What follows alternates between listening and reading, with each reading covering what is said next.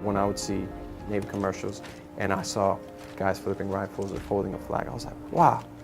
I didn't know what it was about specifically, but just seeing that, I was like, it was just so interesting. The focus that I saw in them, it really inspired me to look into it more, and that's what I saw the military as.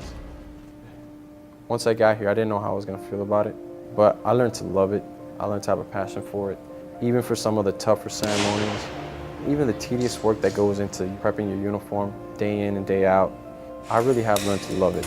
And it's something that has made me feel like I could stay in the Navy for a lot longer than I even thought I could. I'm Seaman Roberto Mojica, and I'm a full honors casket bearer with the US Navy Ceremonial Guard. I do special ceremonies at Arlington National Cemetery, do special ceremonies for the President or joint service ceremonies. At least 3 times a week, I'm at Arlington National Cemetery doing funerals. If I'm not, I'm here at the building. We get together and we'll practice carrying caskets with weight in it. We'll practice folding a flag, just different sequences for different types of funerals that we have at Arlington. One of the squad leaders that trained me, the way they talked about it, and it's like a brotherhood, real camaraderie we have between bears, that drew my attention. There's a weightlifting requirement. One of the most important things, obviously, to be a casket bearer is to be able to pick up weight. A lot of times you're going to be carrying caskets with the team, and we need to make sure that you can hold up your part of it. If you can't meet it when you're trying to come into casket bearers, you're usually not accepted. We're all trying to be the best that we can be physically, and that's the kind of environment that we have here in Bears. I was drawn to that environment, to that brotherhood. I thought it'd be such an honorable thing to do, and that's why I decided to go to casket bearers. There's different uniforms for different ceremonies. I usually wash my uniform, make sure everything's squared away. We just make sure that everything's clean.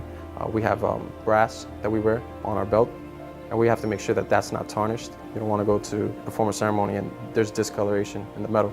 More or less just get everything prepped and ready to go so that in the morning, you're just putting everything on right for the ceremony.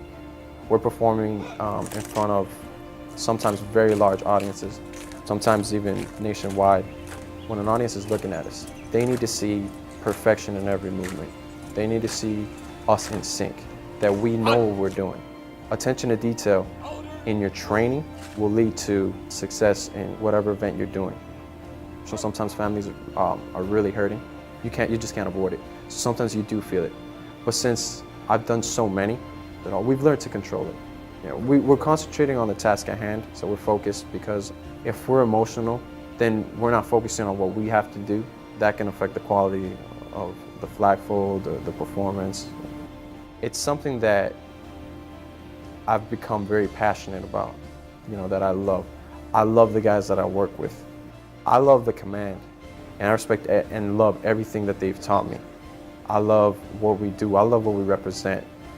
I feel very optimistic about my future, and I feel like coming here has helped me improve as a person, as an individual, and very importantly as a sailor.